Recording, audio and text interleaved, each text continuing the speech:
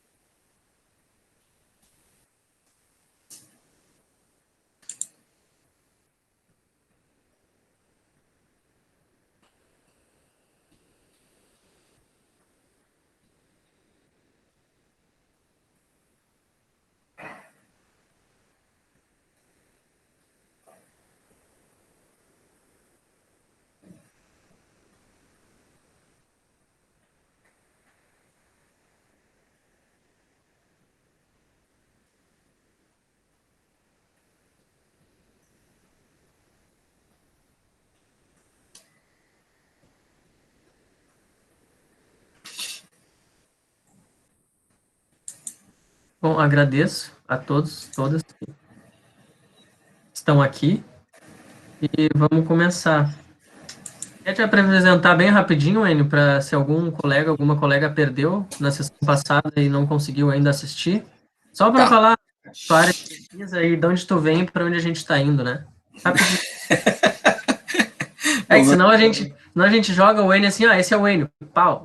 Não, tá, vamos lá, então, bem rápido. Antes de mais nada, boa noite para o Gutierrez. Meu nome é Enio, sou professor do departamento do programa de pós-graduação em Sociologia da URGS.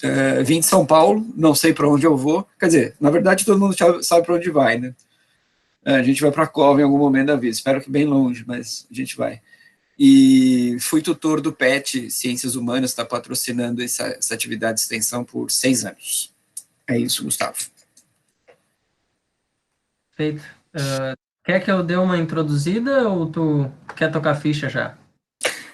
Talvez seja bom de tocar ficha, porque eu acho que tem bastante coisa para falar. A gente tem um teto, né? Às 9 é o teto. Tá, então talvez seja melhor começar já, eu acho. Tá certo. Então, pode iniciar e eu vou complementando com os pontos que tenho aqui. Tá, maravilha. Quero de novo agradecer o convite do PET, né? Como eu já disse no encontro anterior, é sempre um prazer estar com alunos, alunas, colegas, amigos, amigas, para poder conversar, e ainda mais conversar por um assunto que eu acho tão legal, que é cinema, e em particular hoje, a gente falar do Glauber Rocha.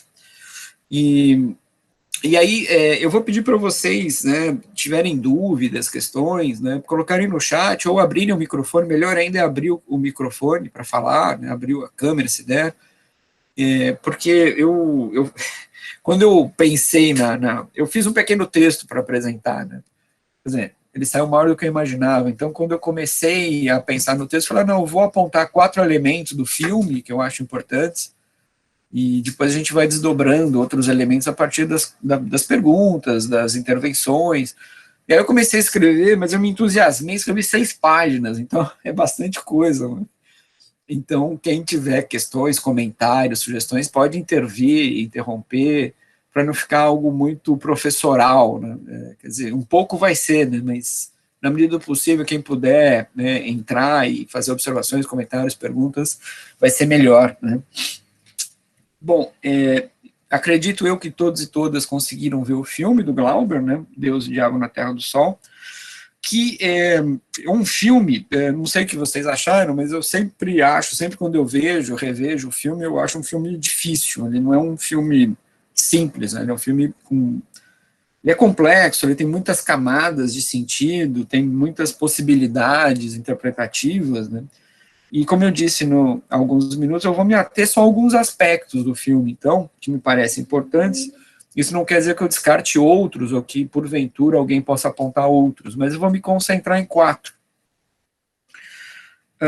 E no encontro anterior, eu fiz uma distinção, né, em relação à análise de linguagens estéticas, de obras estéticas, uma distinção entre conteúdo e forma, né?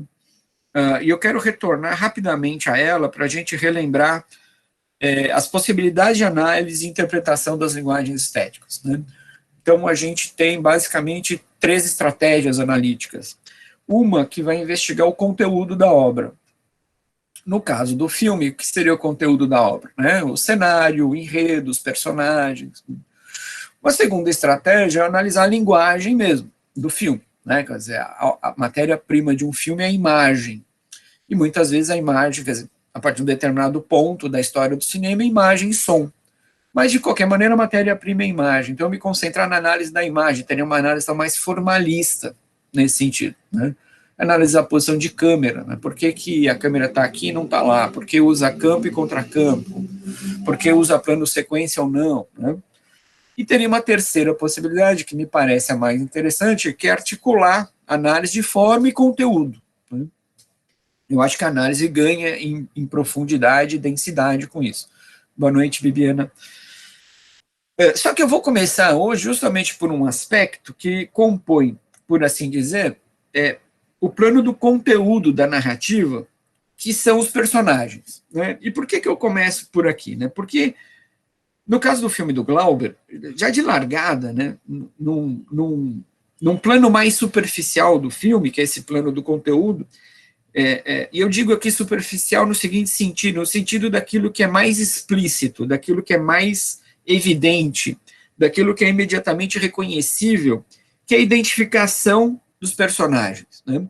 Então, você começa a ver o filme, você identifica. Então tem o Manuel, tem a Rosa, tem o Curisco, tem o Sebastião, você tem a Dadá, você vai identificando os personagens, né?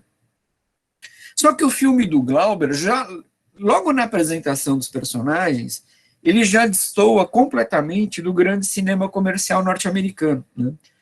Que é um cinema, né, esse cinema comercial norte-americano, que é um cinema que nos educou demais, né? A gente meio que aprendeu a assistir cinema a partir dos filmes de Hollywood e a partir de seriados de TV. Isso educou o nosso olhar, né? A gente olha muito pelas lentes desse cinema hollywoodiano, né?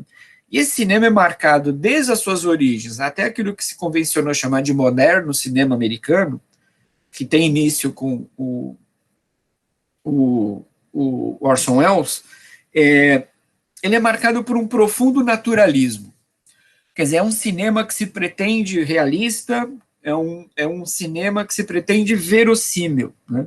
Então, tudo no cinema americano deve ser verossímil. E aí não importa o gênero, tá? Eu posso falar de faroeste, suspense, terror, ficção científica ou aventura. O filme tem que ser verossímil. Vou dar um exemplo. Eu não sei aqui quem assistiu a primeira trilogia do Homem-Aranha, lá atrás, né? Quem dirigiu foi um cara chamado Sam Raimi. E numa entrevista o Sam Raimi diz o seguinte: eu desafio o público a distinguir no meu filme o que é feito por computador e o que não é feito por computador. Então, veja, eu estou falando do filme do Homem-Aranha, mas ele tem que ser verossímil, o filme, né? Eu tenho que meio que acreditar que tudo aquilo que está acontecendo é possível, né? E no caso do cinema americano, que é marcado por esse profundo naturalismo, isso já começa pelos personagens.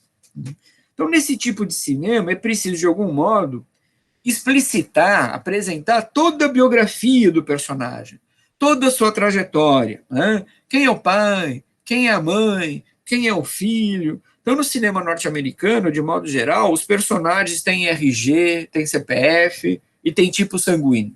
Você tem que saber tudo deles, né? Esse tipo de procedimento narrativo, que marca o cinema clássico, bom, e aí eu vou usar a seguinte distinção, que é a distinção do Bazin, né, do André Bazin. Quando o André Bazin fala em cinema clássico, ele está se referindo ao cinema americano até o Orson Welles, né? E cinema moderno é uma referência ao cinema europeu a partir, talvez, ali dos anos do pós-guerra, tá? Alain Resnais em diante, né? Então, esse procedimento narrativo, ele de mostrar o personagem na sua inteireza, na sua completude, ele cumpre com alguns objetivos. Então, primeiro, de alguma maneira, em algum grau, ele contribui para tornar o filme mais verossímil, né? De alguma maneira, aproxima o personagem da gente ao apresentar toda a trajetória desse personagem, né? Segundo, ele consegue tornar, então, a identificação entre o espectador e o personagem imediata. E aí, uma função ideológica, que é a identificação completa entre o sujeito e o objeto. É a unidade e a identidade plena. Eu me reconheço no personagem, eu vejo algo de mim nele, eu me identifico com ele. Não tem margem para qualquer tipo de ambiguidade, eu me vejo nele, ou de alguma maneira eu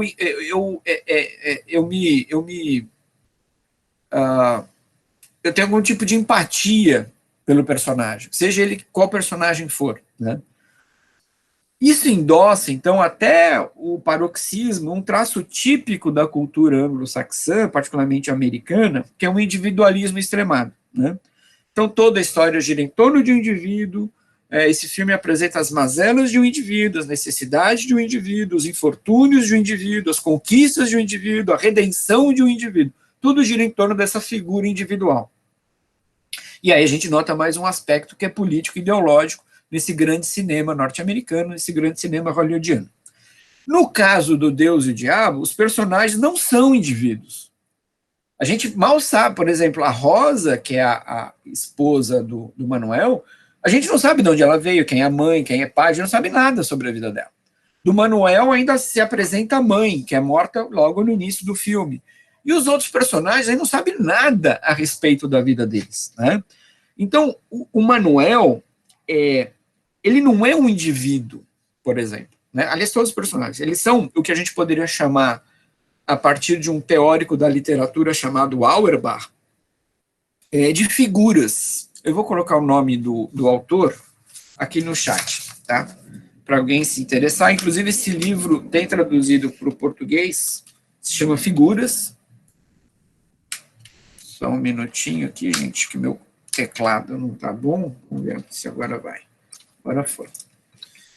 Então, esse livro, Figuras, está traduzido para o português, existe na biblioteca lá do IFCH da URGS. É um livro curtinho, tem 50 e poucas páginas, né? Então, o que é uma figura, né? A figura não é também mera representação de alguma coisa. A figura é uma apresentação de um mundo específico. Então, para exemplificar a partir do próprio filme, né? O Manuel, ele não é só o Manuel. O Manuel, ele figura, ele não representa, tá? Ele figura, porque a representação dá uma certa ideia de reprodução, né? De uma espécie de espelho, não é isso, tá? O Manuel é a figura do homem do sertão pobre, miserável, injustiçado, à procura de redenção, à procura da justiça. A Rosa, sua esposa, é a contraparte feminina, é aquela mulher também pobre, miserável, à procura de justiça. O Corisco é a figuração do cangaceiro. O Corisco não é só o Corisco, ele é a condensação de muitos cangaceiros possíveis ao longo da história do Nordeste. O Sebastião é a figuração do santo milagreiro, ele não é só o Sebastião, né? Que é uma figura muito presente na cosmologia nordestina. E, por fim, a gente tem o Antônio das Mortes, que é o personagem mais difícil do filme, eu acho, né?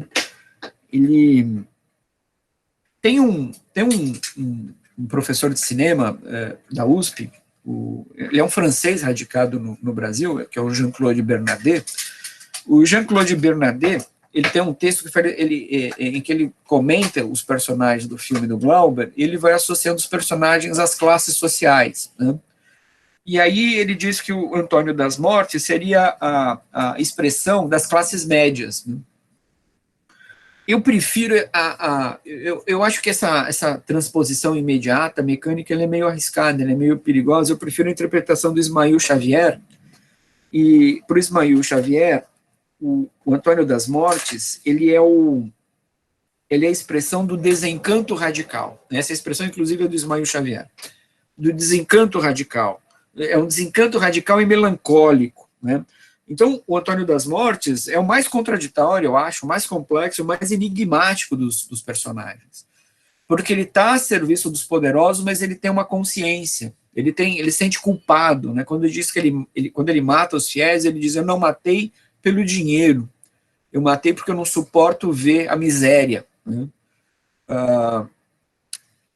E aí, quando ele conversa mais no final do filme com um cego, eu esqueci o nome do cego, ele diz para o cego, né, que eu mato para vir uma onda de mortes ainda maior para resolver os problemas. Quer dizer, essa onda maior de violência que viria a partir da violência que ele desencadeia, mas que não vai resolver nada, mas essa violência maior que viria em resposta à violência dele seria a revolução, né?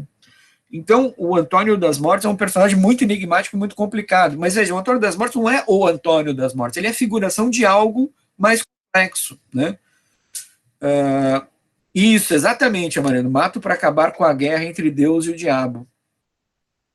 Ele mata em nome de um bem maior, né? Imagina, Graziella, seja bem-vinda. Cego Júlio, exatamente. Aliás, o rapaz que faz o Cego Júlio, ele não era ator, não sei se vocês sabem, né? Uma curiosidade. Ele era motorista da equipe do Glauber Rocha, o Cego Júlio. Mas é claro que ele não era cego de verdade, evidente, né? Mas ele não era ator mesmo. Então, os personagens no filme do Glauber não são pessoas, mas condensam em si histórias de grupos sociais inteiros. Por aí a gente já vê uma diferença brutal com o cinema americano. Brutal, né? Isso quer dizer que a gente não se identifica com os personagens do Glauber? Claro que se identifica, né? Eu acho que muita gente aqui se identificou, né? Então há uma identificação possível entre os personagens do filme do Glauber e o público. Só que é uma identificação que se dá a custo de muitas mediações, né? A identificação não é imediata, mas só a partir do que eu chamaria aqui de uma espécie de agenciamento do espectador, de um agenciamento daquele que está vendo. Quer dizer, a partir de um trabalho de interpretação daquele personagem, para entender o que ele representa, afinal de contas, né?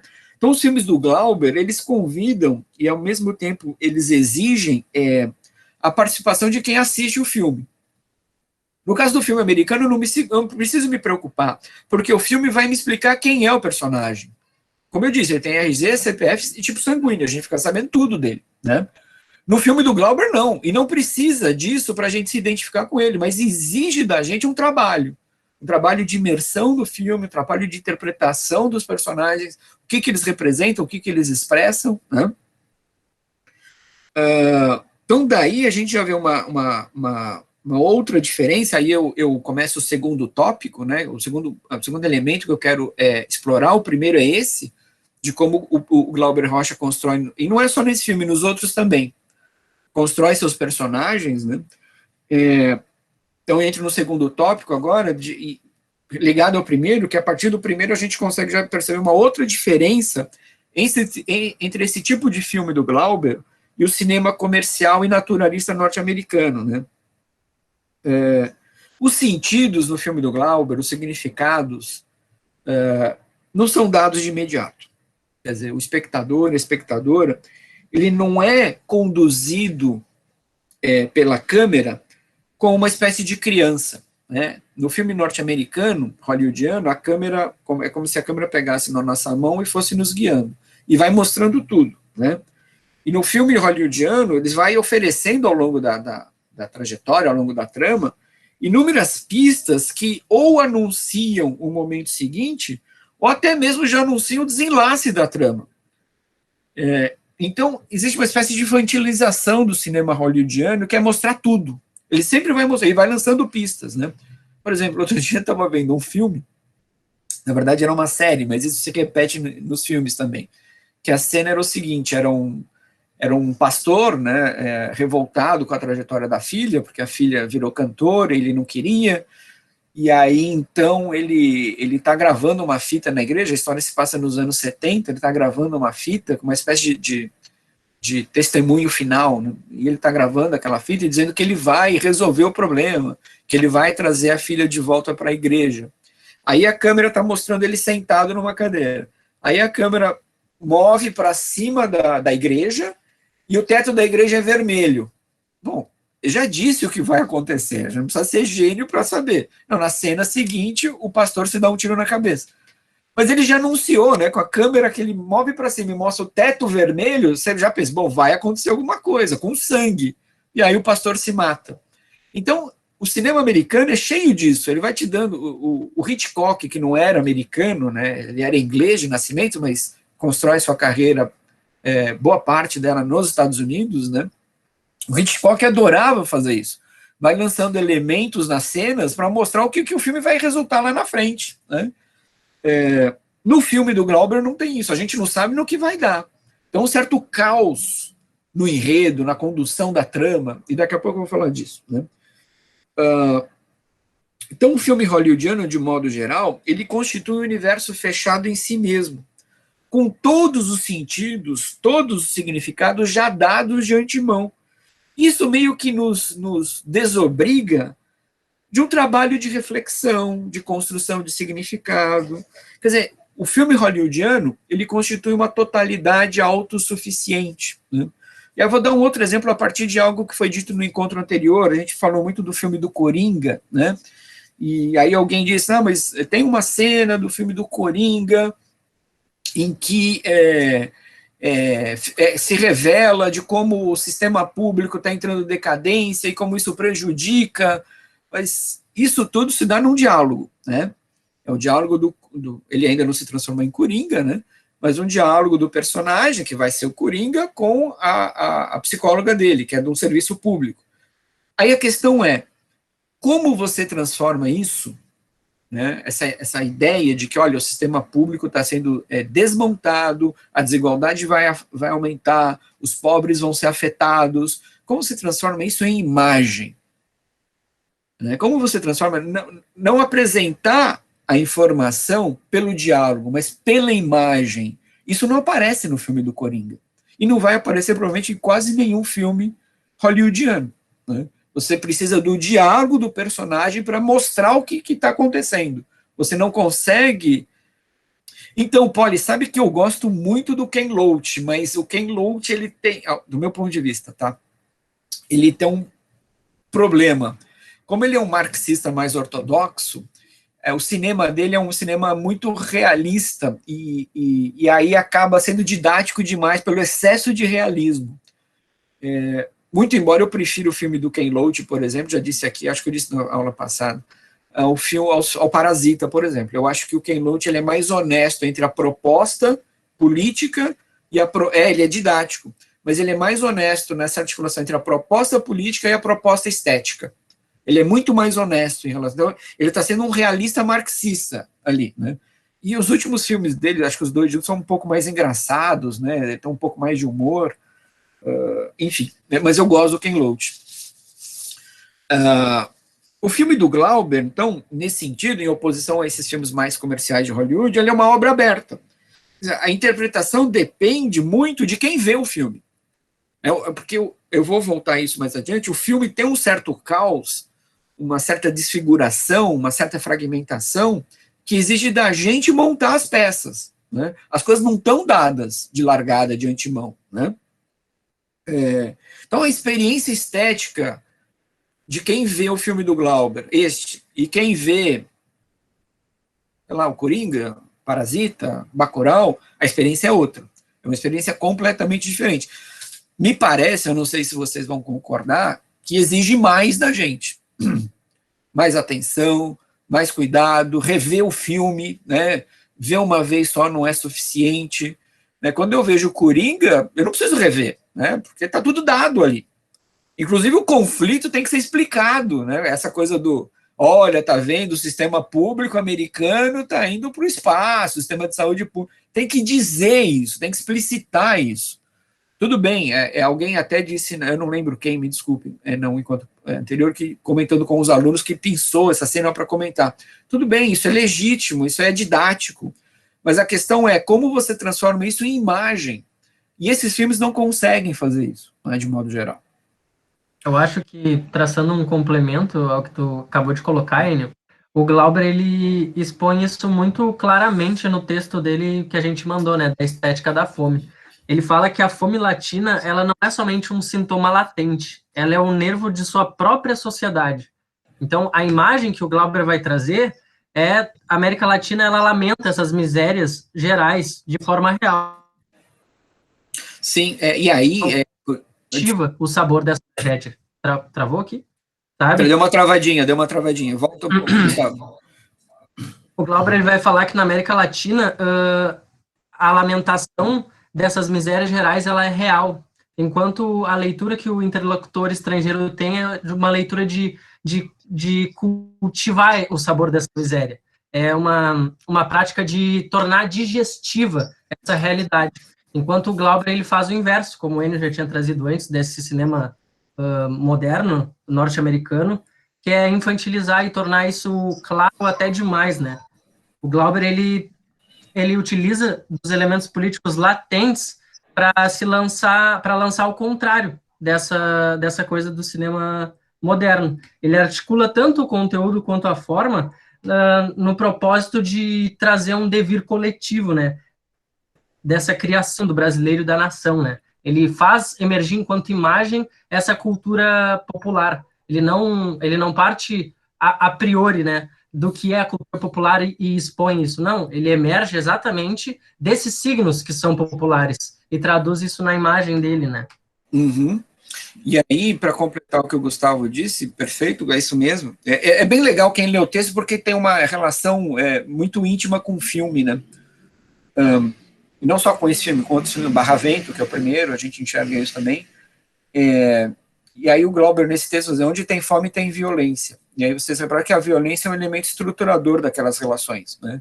Por isso que, como o Gustavo escreveu no e-mail que ele mandou para todos e todas nós, né? Todos no filme são Deus e diabo ao mesmo tempo. E não é à toa que o título do filme é Deus e o Diabo, né? Essas coisas são simultâneas, ninguém é só Deus e ninguém é só diabo. Todos são divinos e malditos, divinas e malditas ao mesmo tempo. Exatamente. E, aliás, Poli, sabe que é uma referência para o Glauber. Foi legal você ter dito isso. O Guimarães Rosa é uma referência. Aliás, eu usei para ver o filme, eu tenho o péssimo hábito de comprar CDs e DVDs. Eu sei que isso é uma coisa meio, para gerações de hoje, meio, né? Mas eu compro. E o DVD que eu comprei já há muito tempo, né, quando estavam sendo relançados os DVDs do Glauber, eu comprei esse DVD, né? E esse DVD tem dois DVDs, desculpa, e no segundo são os extras. E tem várias entrevistas, e uma das entrevistas é com um cineasta, cujo nome agora eu não vou me lembrar, que conheceu o Glauber, foi amigo do Glauber, né? É um pouquinho mais jovem que o Glauber na época, ali, e ele diz que o filme tem duas grandes influências, que é curioso, são duas referências literárias, mas difícil de juntar, mas segundo ele, o Glauber juntou, que é o Guimarães Rosa e o José Lins do Rego. Aliás, desculpa, quem disse isso não foi um amigo do Glauber, é o assistente de direção do Glauber que diz isso, né? Que junta essas duas referências literárias para compor o filme, né? E claro, e aí voltando, a violência é um elemento estruturador de todas as relações, de todo aquele universo, na verdade. E aí quando a gente lê o texto do Glauber, ele diz, né, que onde há fome, há violência, né? E aí, para complementar também o que o Gustavo comentou com a gente, o filme, ele carrega elementos da cultura popular, tanto no seu plano... tudo no plano narrativo, mas esse plano narrativo se desdobra na estrutura do filme e no uso da música, porque você vai ter o uso de temas regionais, né, no filme, então a música é importante na condução do filme, tanto a música do Villa-Lobos como os repentes, né, eles são importantes, né? E o Glauber queria estruturar o filme como se fosse um cordel. Inclusive, ele filma em preto e branco porque ele queria dar uma textura ao filme que lembrasse a xilogravura. Então, esses elementos da cultura popular estão muito presentes ali no filme do Glauber. Né? Bom, então o filme do Glauber, já pelos dois primeiros elementos que eu pontuei aqui, ele escapa completamente a qualquer naturalismo. Né? Então, O Deus e o Diabo é um filme ele é alegórico, né? Ele é uma combinação muito complexa de história, porque quando a gente vê o filme, a gente reconhece elementos históricos ali, né? O cangaceiro, o messianismo, a miséria, a desigualdade, a exploração, a violência, mas ele também é uma espécie de fábula, né? Então, os elementos diegéticos do filme, e diegético é tudo aquilo que está na narrativa do filme, né, dentro do filme. Os elementos diegéticos do filme, eles são e não são verossímeis ao mesmo tempo. Então, eu reconheço elementos históricos, mas tem outros elementos lá que não são verossímeis, né? A maneira como os personagens se comportam, como eles falam. Quando aparece o Corisco, por exemplo, o Corisco ele canta e dança de uma maneira que não é natural, verossímil, né?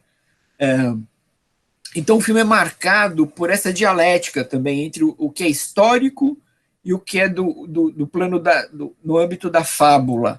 Ele é verossímil e ele é inverossímil. Ele é realista, mas ele também não é realista. Né? Então, para alcançar esse efeito, o Glauber vai combinar muitos elementos, inclusive elementos da tradição cinematográfica. Então, ele combina elementos do realismo italiano, por exemplo, como funcionava a câmera do realismo italiano, né? A câmera vai captar a realidade da vida que se apresenta na frente da câmera, né? Essa era a ideia do neorrealismo italiano. Eu ligo a câmera e vou filmar o mundo tal qual o mundo é. Eu não vou intervir em nada, né? Não vou usar luz artificial. É o mundo que se apresenta para mim e que minha câmera está captando. Aí o Glauber vai misturar esse neorrealismo italiano com o construtivismo russo, particularmente o Eisenstein, que é um cinema de montagem, diz o Eisenstein. Não, eu ligo a câmera, vou filmando do jeito que eu acho que eu tenho que filmar, lógico que eu tenho um plano de filmagem, depois eu vou para a ilha de edição, para Moviola e monto o meu filme. Né? O filme do Glauber também tem muita montagem, né? Inclusive tem alguns cortes abruptos, que não é verossímil, né? Você percebe que tem um corte abrupto ali. Né? E aí um outro detalhe, outra característica do cinema do Eisenstein que o Glauber usa é colocar o rosto do personagem no primeiro plano, né? A câmera bem em cima do rosto dele, né? Dele ou dela, né? Isso é típico do Eisenstein, de filmar rostos bem próximos. Assim. E tem também elemento do teatro brechtiano no filme do Glauber. Né? E como é que a gente percebe a influência do Brecht ali, né? Então, a influência do Brecht no filme está tanto no modo como os personagens do Glauber interagem com a câmera. Eu não sei se todos e todas viram o filme, isso acontece muitas vezes, né? Os personagens estão falando para a câmera, né? E quando você fala para a câmera é o teu interlocutor, você está quebrando a tal da quarta parede, né? Então, isso explicita que tem um jogo de cena ali, o famoso mise-en-scène, né? Aquilo não é verdadeiro, né? Aquilo é parte de um filme, e isso está ficando claro, né? E ao mesmo tempo, sinaliza que os atores e as atrizes falam com o público e para o seu público, né? Então, de novo, esse é o mise-en-scène. Tá claro para a gente que está vendo o filme que aquilo é um filme. Ele não quer mostrar que aquilo é a realidade como o cinema americano faz. Senão, não importa, repito o gênero, pode ser Star Wars.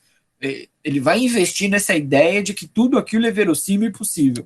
No filme do Glauber, ele está rompendo com isso. Ele está mostrando para a gente, isso aqui é um filme. Isso aqui não é a vida, a realidade, porque a realidade é muito diferente disso. Né? Muito mais complexa que isso, inclusive.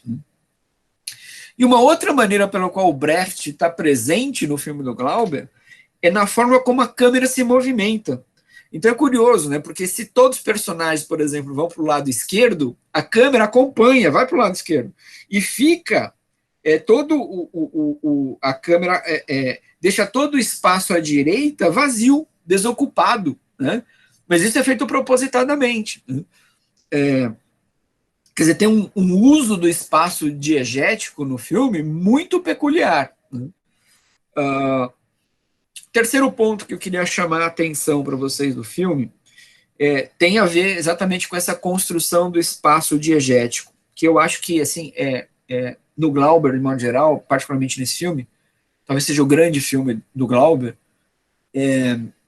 Aí só uma notinha de rodapé, não sei se vocês sabem, o Martin Scorsese uma vez fez uma lista dos 10 maiores filmes da história do cinema mundial, e ele colocou Deus e o Diabo na Terra do Sol, entre os 10 maiores filmes da história do cinema.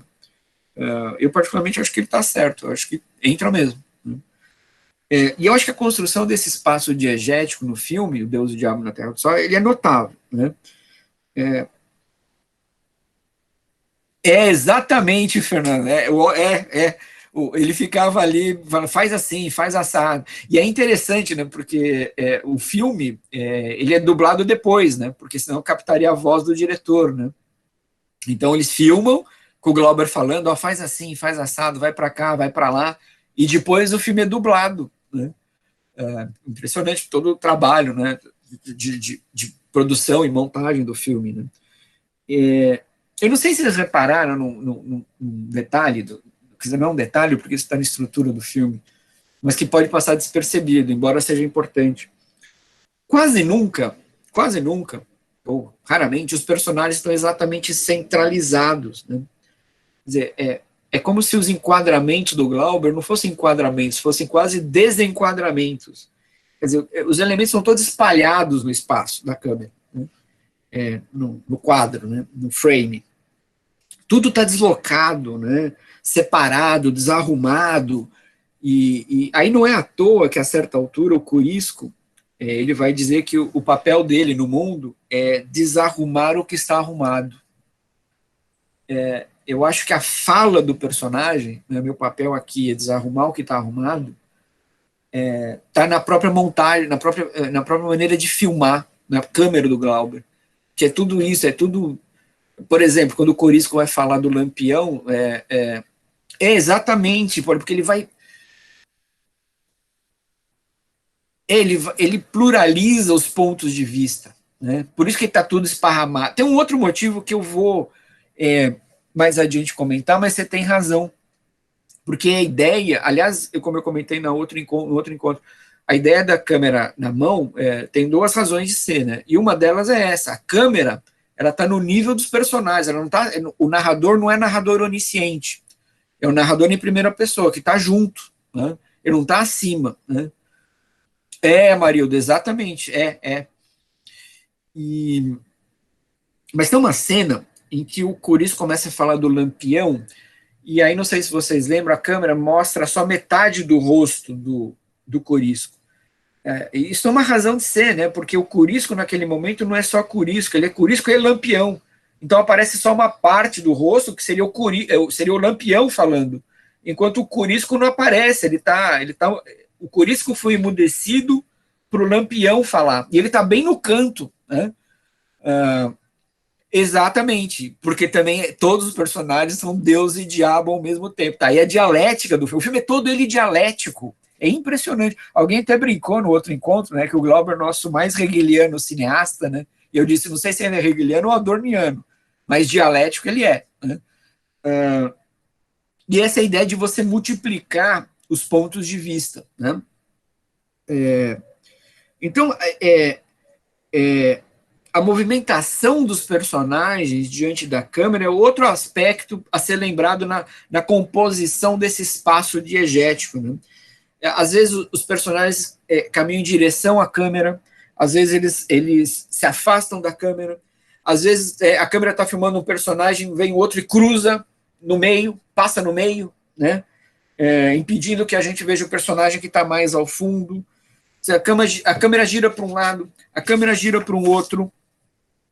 E isso muitas vezes até confunde a percepção espacial, né? A disposição dos objetos em um determinado espaço.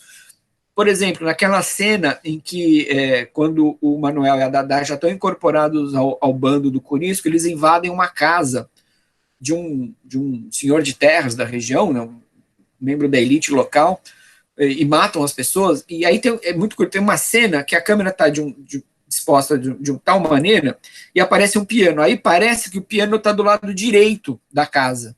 Aí depois ele inverte a posição da câmera e parece que o piano está do lado esquerdo da casa. Você não sabe onde está o piano. O piano está à esquerda ou à direita da sala?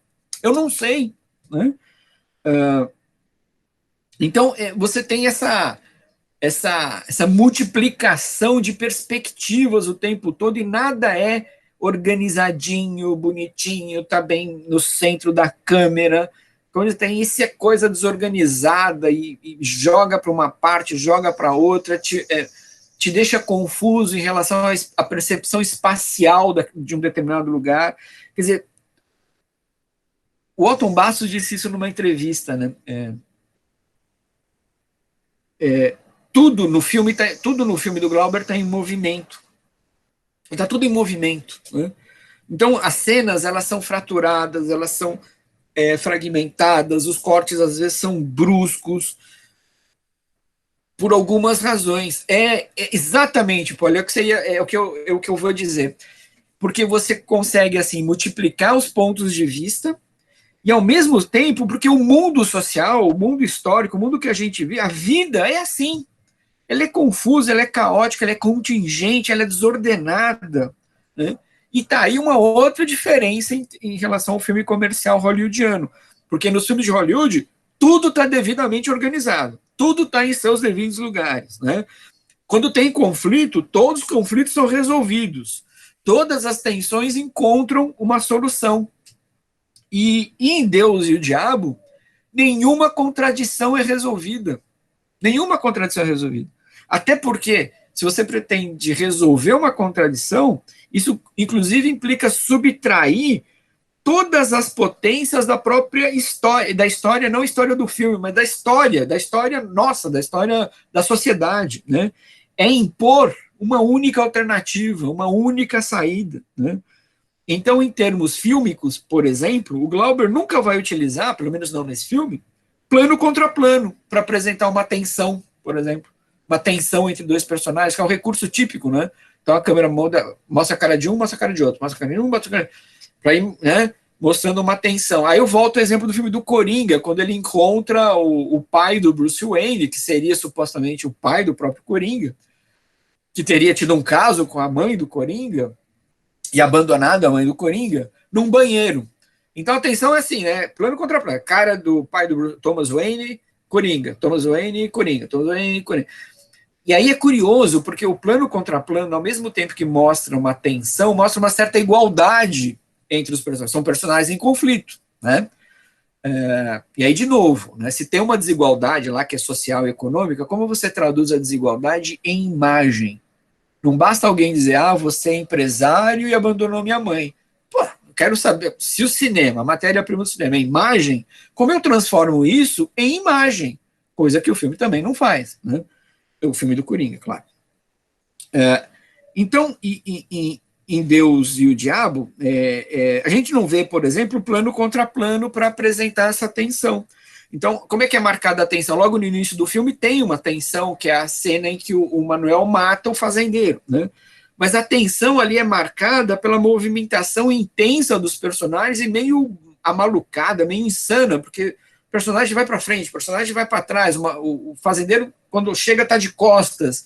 Então, essa movimentação que vai marcando a tensão, e você não sabe exatamente onde vai dar isso, né? E a tensão vai aumentando, pela marca, e a tensão é mostrada para a gente pela movimentação dos personagens, né? E aí acho que é importante a gente lembrar também que o filme do Glauber, falando desse momento de tensão, né, ele é marcado por momentos de uma intensidade vibrante, né?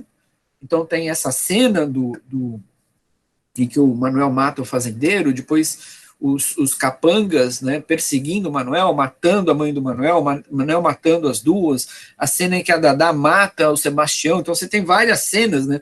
a cena final em que o Antônio das Mortes mata o Corisco, mas também tem muito momento de contemplação, né, no filme, muito momento de elucubração, de tempos mortos, né, em que aparentemente nada está acontecendo. Então é como se o tempo no filme ele fosse acelerado num momento e refreado no outro. É como se o tempo fosse alongado e comprimido, né, esparramado e condensado. Também tem um movimento dialético aí na própria apreensão e apresentação do tempo, né? E aí um outro detalhe, eu não sei se vocês repararam nisso, não, eu vou falar isso no final, que tem a ver com os movimentos circulares. Vou deixar para falar isso no fim, né? Então, no filme do Glauber é curioso que, ao mesmo tempo, tudo está em movimento, porque o mundo está em movimento, né? E a história não para. O Glauber não vai congelar a história, né? Então, esses tempos de contemplação, os tempos mortos, eles não significam a paralisia do tempo, mas eles compõem a própria dinâmica do tempo, né? Às vezes o tempo acelera, às vezes refreia, né? Nós mesmos temos essa sensação de que às vezes o tempo está muito rápido, às vezes não. Nós agora aqui em pandemia, a gente tem a impressão que já está uma década. Eu, pelo menos, tenho essa impressão. Pô, eu estou há 10 anos dentro de casa e eu não aguento mais, né? Mas quando a gente está no dia a dia fazendo as coisas, parece que o tempo é curto, né?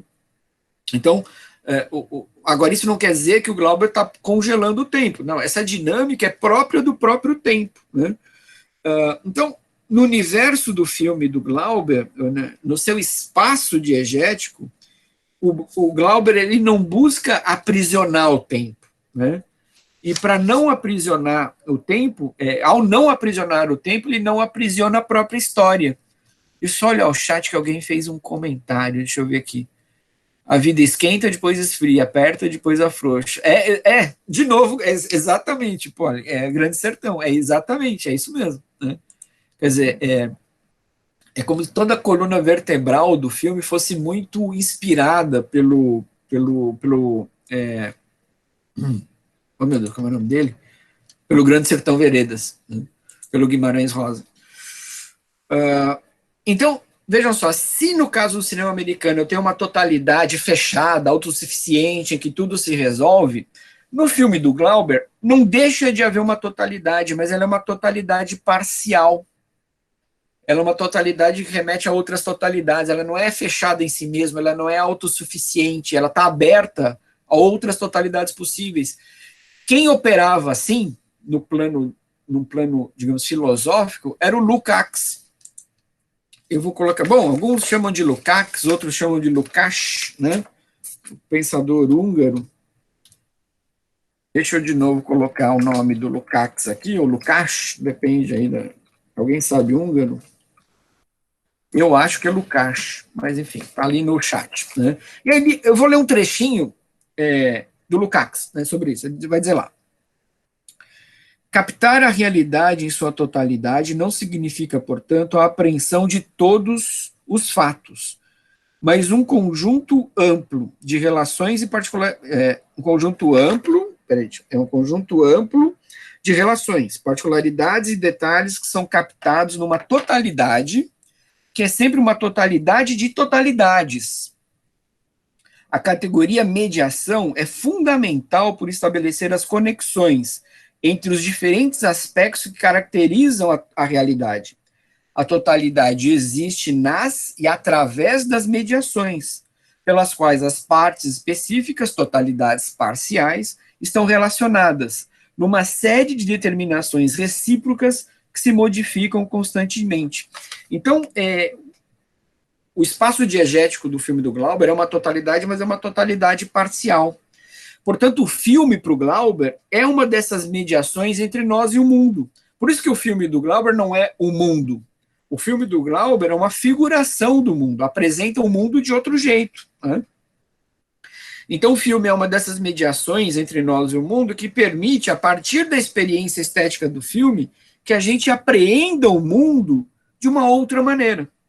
Então, eu retomo, portanto, a ideia de que a arte não é representação do mundo, mas é a apresentação de um outro mundo, né? diferente do mundo histórico no qual a gente vive, mas que se relaciona com esse mundo histórico, que remete a esse mundo histórico, mas não é o mundo histórico. Por isso que a categoria de representação também ela não funcionaria nesse caso, seria melhor usar a categoria de figura para entender o que é o filme do Glauber Rocha, né? E por fim, então, para eu encerrar, eu quero chamar a atenção, como eu disse há alguns minutos, para os movimentos circulares da câmera.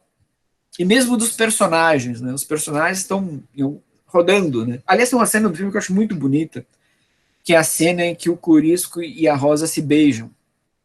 Quando eles se abraçam e se beijam, eles começam a girar. E aí, não sei se vocês repararam, eles giram num sentido e a câmera gira no sentido contrário. Quando eles dão uma volta completa, eles giram no outro sentido e a câmera também faz o giro contrário. Então a câmera está sempre girando no sentido contrário que o casal. Então o casal gira para um lado, a câmera gira para o outro. Quando o casal completa uma volta, ele refaz essa volta e a câmera vai também em sentido contrário. É uma cena muito bonita. Eu acho uma cena muito bonita. Com o som da Baquiana, exatamente. Bom, Vila Lobos então, o Vila Lobos e aqueles repentes, os temas nordestinos estão presentes o tempo todo, né? Tá, obrigado, Gustavo. Gente, então atenção, ó, o Gustavo está avisando aqui no chat que assim que eu terminar, ele vai finalizar a ata de presença e abrir o debate. Eu estou, então, já terminando aqui. E essa ideia, né, do movimento em círculo, né, ele remete a uma certa noção de tempo, que é uma noção de tempo mítico, né, em que o começo e o fim se tocam. Não é que eles são iguais, mas uma coisa vai levar a outra, né?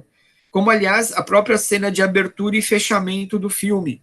Então, quando o filme começa, tem um plano sequência aéreo do sertão, né? Então, o sertão, da Caatinga, né? Então, como simbolização do sofrimento, da miséria, da morte. E no final do filme, você também tem um plano sequência aéreo do mar, né? Então você tem essa simbolização da vida, da esperança, da abundância, né? E nessa o sertão vai virar mar, que é uma frase do Antônio Conselheiro, né? O sertão vai virar mar. E aí também virou depois música do Sai Guarabira, né? O sertão vai virar mar, dá no coração, o meio do calmo um dia, o mar também vira sertão. E isso aparece no filme o tempo todo, né? E aí é interessante que a cena que antecede, né, o plano sequência final, que aparece o oceano, você tem um movimento que rompe com a circularidade, que é a corrida do Manuel, né, uma corrida desbragada do Manuel no final, né? E a corrida dele é sempre em linha reta, né? E aí talvez a gente pudesse interpretar esse momento a partir do contexto no qual o Glauber estava inserido, né? O Glauber faz esse filme em 64, quer dizer, produz o filme, monta e lança em 63 e lança em 64, né? Um pouquinho antes do golpe militar, mas o Brasil estava saindo então do governo Jango, né? Em que João Goulart, né? Você teve uma série de medidas de caráter social, modernizantes. Já no governo JK você não teve medidas de cunho social, mas modernizantes, né? Construção de estradas e tudo mais, né? Então talvez essa corrida do Manuel expressasse essa corrida modernizante, planejada, né? Racional do país em direção ao futuro. No entanto, a gente não sabe se o Manuel vai chegar ao mar. Ou seja, a gente não sabe se a promessa que o desenvolvimentismo do país naquele momento histórico, da maneira como aquele desenvolvimentismo estava sendo conduzido, se ele de fato se concretizaria, né? E aí, nesse ponto, eu discordo da interpretação do Ismael Xavier, que o Ismael Xavier, que talvez é o grande teórico do cinema brasileiro e talvez o maior intérprete do Glauber Rocha. Então eu vou aqui cometer o despautério de discordar do Ismael, que o Ismael vai dizer que existiria no filme um certo tom otimista, representado por essa corrida do Manuel. Mas eu acho que não eu acho que tem uma incerteza ali, tem uma desconfiança, porque a gente não sabe se o Manuel vai chegar no mar ou não, né? Então, acho que... mas isso dá o tom dialético também do Glauber, né?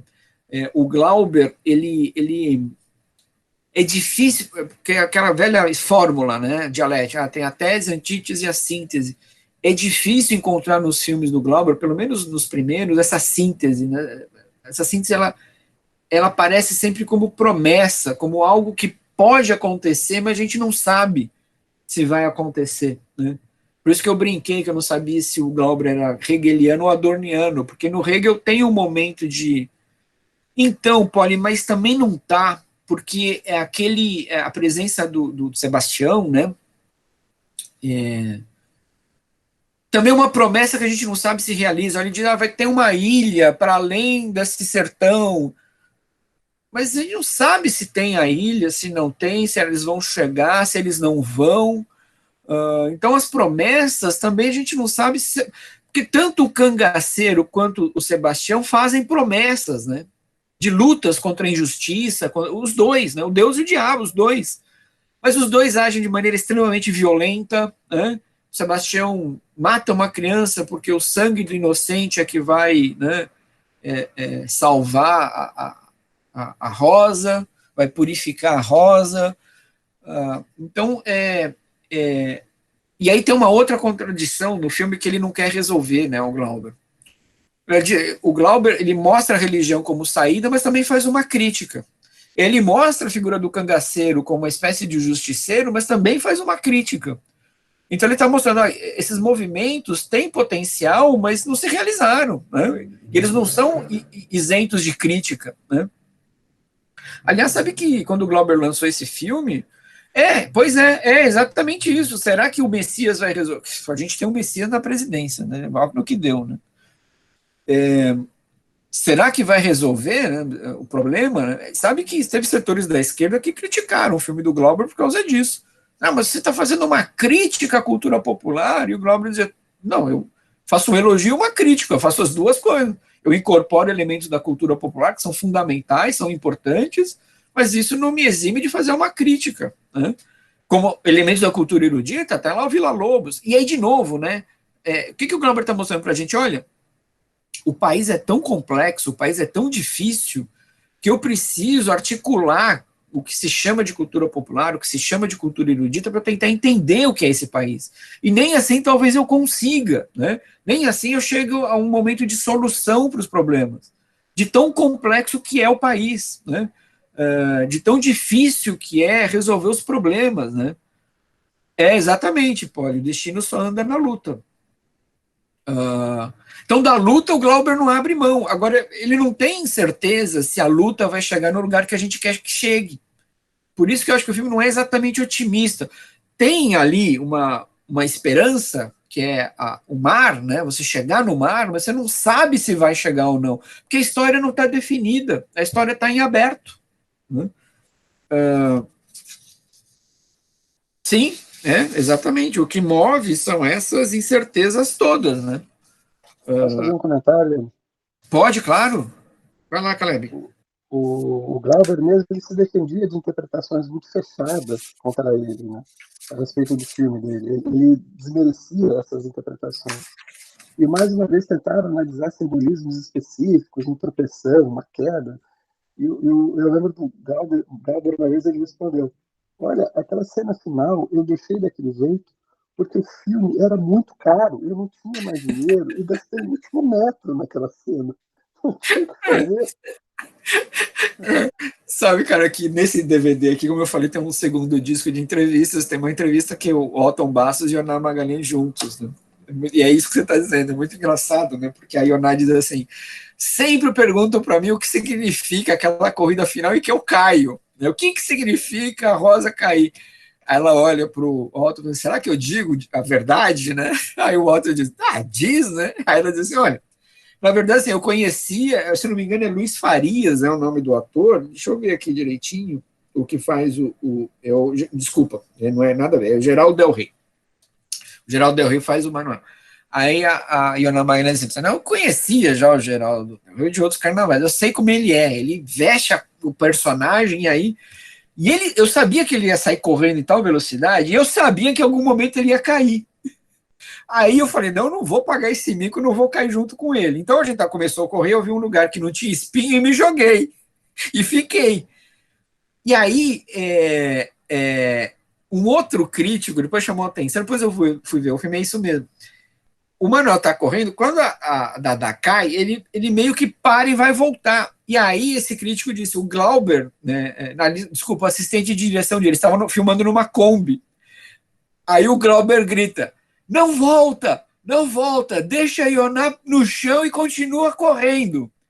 Aí então, né, o ator faz que vai voltar, não volta e continua correndo. Aí depois, o Glauber vai dizer, eu não tinha dinheiro para refazer a cena, então ele tinha que continuar com a cena. Mas é muito legal porque isso dá margem. Isso endossa o que a gente falou antes, da tal da contingência da vida. A vida é assim, ela é contingente, a gente pode cair a qualquer momento. Num filme hollywoodiano, isso não acontece, já reparou em filme hollywoodiano? Os caras correm, ninguém cai. Ninguém nunca cai. Né? É impressionante isso. E ali não, caiu porque pode cair mesmo. Aliás, o próprio ator, depois na corrida, ele dá uma tropeçada, cai, levanta e continua. Né? E ele não tropeça de mentirinha, ele tropeça de verdade. Mas é porque, tudo bem, ele não tinha dinheiro para refazer a cena. Mas a explicação de fundo também seria, mas a vida é assim mesmo. Para que eu vou refilmar? Isso pode acontecer, as pessoas correndo podem cair, é absolutamente normal, ainda mais naquele chão todo acidentado, né? Então ele não tinha dinheiro, e cinema é isso. Aí é a influência do neorrealismo italiano. Tem uma cena no Ladrões de Bicicleta que é assim, o menininho vai atravessar a rua, né? O filho do cara que tem a bicicleta que é roubada, ele vai atravessar a rua e cai. E leva um tombaço, mas ele levanta e continua correndo. Aquilo não foi combinado, o menino caiu mesmo. E aí o Vitório disse, não, mas a vida é assim, por que eu vou cortar e pedir para refazer? As coisas, a vida é assim, você não tem controle sobre a vida, né? Então a vida é contingência, e ele queria mostrar isso no cinema, né? Bom, gente, com isso eu agradeço a presença de todos e todas, eu estou finalizando minha parte aqui, a gente vai abrir para discussão, mas antes de abrir para discussão, Gustavo, eu quero mais uma vez elogiar o PET pela atividade, pela ação de extensão, e aí isso tem a ver um pouco, me lembrou, eu estava revendo o filme, revendo pela quarta vez o filme ontem, para apresentação, porque eu já tinha visto antes, né, e aí, como eu disse, né, tem uma série de entrevistas no fim, e no final tem uma entrevista que o assessor de direção, ele conta a seguinte história, que quando o filme foi apresentado em Cannes, esse filme foi muito elogiado. E aí a imprensa francesa começou a tratar o Glauber como um gênio. E numa das entrevistas disseram isso para ele. Aí o Glauber vira e diz, esse filme não é só meu. Né? Esse filme, além de ser uma produção coletiva, esse filme é resultado de um processo histórico. A história do Brasil, a história da sociedade levou a esse filme. Né? E quando ele diz isso, ele está consciente que parte do processo é parte de um processo também específico da Bahia e de Salvador, e no seguinte sentido, o reitor da Universidade da Bahia, nos anos 50, que depois a Universidade da Bahia se transformou na Federal da Bahia, como no Rio Grande do Sul, né, a Universidade do Rio Grande do Sul se transformou na Federal do Rio Grande do Sul, o reitor da Universidade da Bahia, ele transformou o cenário político não, desculpe, o cenário cultural, artístico-cultural de Salvador nos anos 50. A universidade, naquele momento, né, o reitor, cujo nome, infelizmente, eu não me lembro, criou a Orquestra Sinfônica, eu acho que é Edgar Santos, eu acho que é isso, Pedro, eu acho, ele criou a orquestra da universidade, ele criou sala de cineclube, ele criou o curso de teatro, a sala de teatro, ele levou o Kohlreuter para dar aula na universidade, que é um músico, né, fundamental para o século XX, ele muda a história, o Kohlreuter muda a história da música do século XX, foi dar aula na Universidade da Bahia. Então se criou um caldo cultural na Bahia, em Salvador, particularmente, que não deixava nada, não ficava nada atrás, nem de Rio de Janeiro, muito menos de São Paulo. Estava ali, competindo com o Rio de Janeiro. E esse caldo formou o Glauber Rocha, o Glauber tinha consciência disso, né?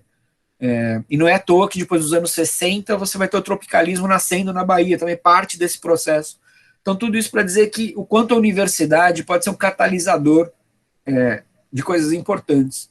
E aí o PET tem um papel fundamental. Então, assim, elogiar o PET porque para mostrar, né, o quanto a universidade pode ser esse catalisador de ações artísticas, culturais importantes para o nosso país hoje. Então é isso, gente. Obrigado. A gente que agradece, Enio, por toda a parceria e dedicação.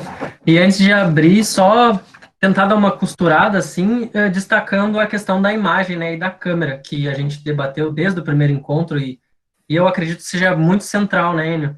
Que a câmera, ela é a forma, a imagem, a câmera é como o cineasta ele vai escrever, né, o mundo dele.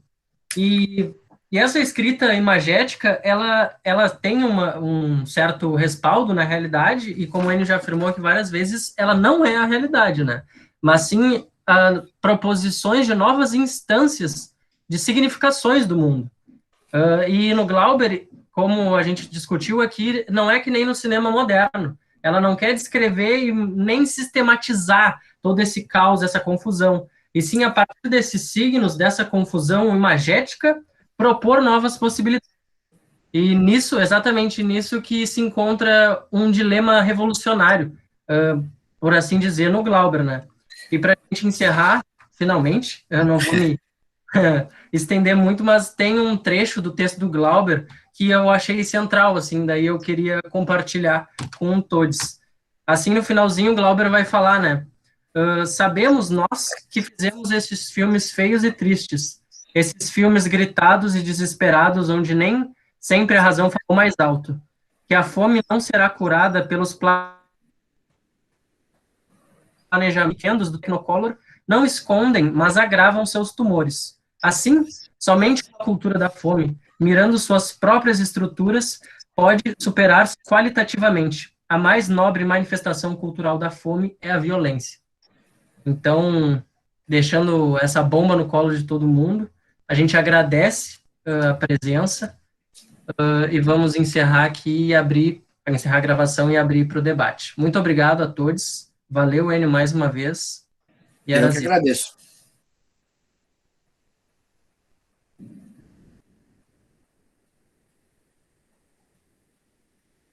Ele vai virar abóbora. Eu só queria te parabenizar pela